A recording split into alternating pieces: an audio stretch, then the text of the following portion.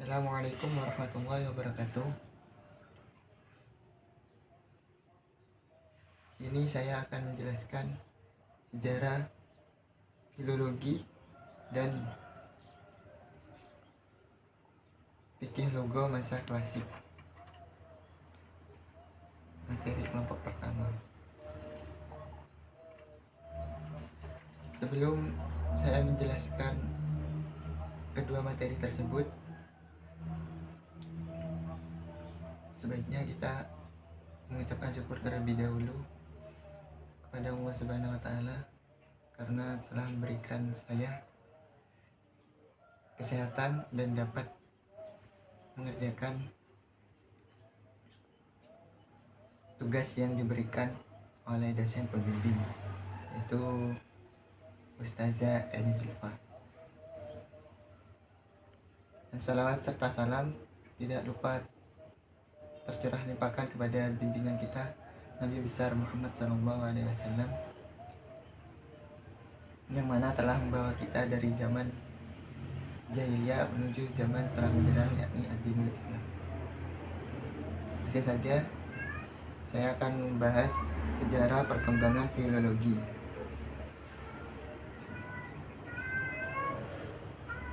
Masalah filologi sudah dikenal sejak beberapa abad yang lalu, terutama dalam pengkajian tentang teks klasik maupun penaskahan.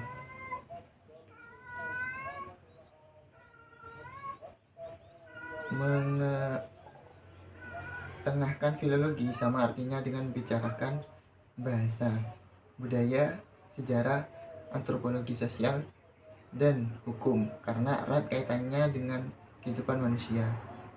Misalnya, seorang pujangga yang sangat akrab dengan dunia sastra, seorang budayawan senantiasa bersahabat dengan budaya. Begitu pula seorang sejarawan tetap lekat dengan kesejarahannya. Disiplin ilmu yang disebutkan di atas selalu berhubungan dengan filologi, baik secara sadar maupun tidak sadar, tetap memandang perlu adanya filologi. Dari sini dapat dilihat betapa pentingnya dunia filologi bagi pengembangan dan perkembangan dunia ilmu pengetahuan, khususnya pernaskahan. Filologi sebagai suatu bentuk kegiatan yang sudah cukup lama dilakukan oleh orang. Ilmu ini mulai berkembang sejak abad ketiga sebelum Masehi di Yunani kuno. Pada masa itu, di Iskandaria, Yunani, terdapat kegiatan pengkajian terhadap naskah-naskah klasik. Kegiatan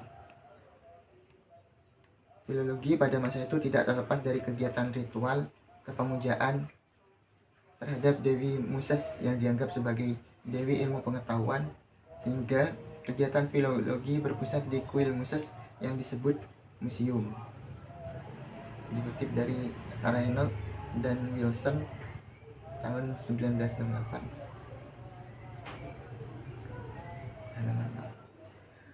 Kebudayaan Yunani lama merupakan salah satu dasar pemikiran yang sangat besar pengaruhnya dalam kehidupan masyarakat barat. Dalam segala bidang kehidupan yang dirasakan, unsur-unsur yang berakar pada kebudayaan Yunani lama yang aspek-aspeknya tersimpan dalam naskah-naskah bangsa tersebut. Di antara cabang ilmu yang mampu membuka aspek tersebut adalah ilmu filologi.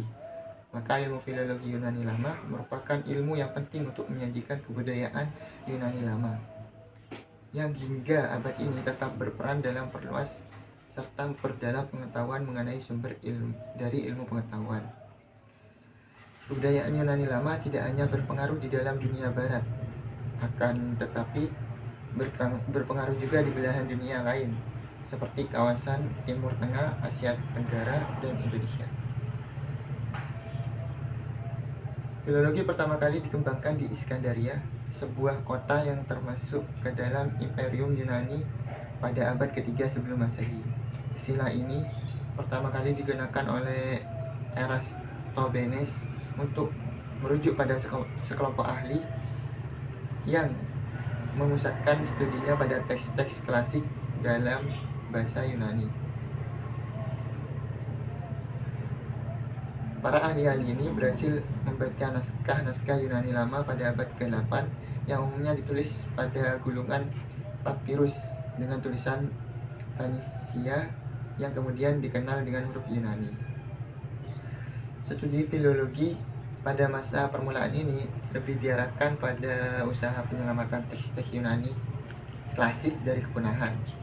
Pada ahli yang sebagian besar dari sekitar Laut Tengah dan bangsa Yunani dari Eropa berusaha memahami berbagai teks yang tertulis pada gulungan papirus dan menyalin kembali dengan bahasa yang dipakai pada saat itu. Dengan cara ini, teks-teks Yunani klasik dapat diselamatkan sehingga dapat dikenal oleh masyarakat yang hidup pada saat itu dan sesudahnya.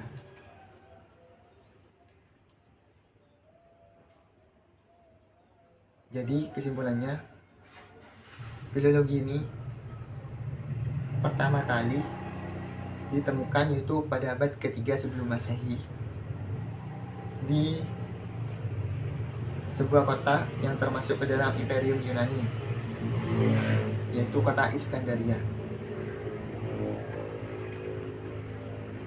Dan pada saat itu orang-orang itu menggunakan filologi itu sebagai pemujaan terhadap dewa-dewa. Lalu materi selanjutnya, fikih lugo di era klasik. Fikih lugo adalah ilmu yang mempelajari kaidah-kaidah bahasa Arab, baik dari segi etimologi, morfologi, sintaksis, semantik maupun pragmatik. Itu fikih lugo. Ilmu ini muncul di dunia Arab pada abad ke-4 Hijriah atau 10 Masehi, dan para ulama yang pertama kali membicarakan adalah Al-Khalil bin Ahmad Al-Farahidi dan Al-Sibawayh. Al-Khalil bin Ahmad Al-Farahidi adalah seorang ahli bahasa Arab yang pertama kali menyusun kamus bahasa Arab, yaitu kitab Al-Ain. Dalam kitab ini, Al-Khalil mendefinisikan fikih lugo sebagai ilmu yang membahas tentang asal-usul kata, perubahan, dan maknanya. Sedangkan Al-Sibawayh adalah seorang ahli bahasa Arab yang juga menyusun kitab tata bahasa Arab yang dikenal yaitu kitab Al-Kitab. Dalam kitab ini Al-Sibawayh membahas tentang kaidah-kaidah morfologi dan sintaksis bahasa Arab. Para ulama setelah Al-Khalil dan Al-Sibawayh juga banyak yang memberikan kontribusi terhadap perkembangan fikih lugo. Di antaranya adalah Al-Jurjani pada masa 839 sampai 910 Masehi dan Al-Zamakhsyari 1075 sampai 1144 Masehi dan Ibnu Faris. Pada masa modern, fikih lugo juga berkembang. Di antaranya para ulama yang banyak memberikan kontribusi terhadap perkembangan fikih lugo di masa modern adalah Muhammad Raghib Al-Isfani, Abdul Qahir Al-Jurjani, dan Muhammad Al-Zakari. Upaya para ulama dalam fikih lugo telah membuahkan hasil yang sangat besar. Ilmu ini telah menjadi salah satu ilmu yang sangat penting dalam kajian bahasa Arab. Fikih lugo juga telah banyak membantu para peneliti dan pengkaji bahasa Arab dalam memahami kaidah-kaidah bahasa Arab dan menggunakannya secara tepat. Berikut ini adalah upaya yang telah dilakukan oleh para ulama dalam mengumpulkan dan meneliti data bahasa Arab baik dari segi etimologi, morfologi, sintaksis, semantik maupun pragmatik. Jadi pada fikih lugo pada zaman klasik itu ada dua yang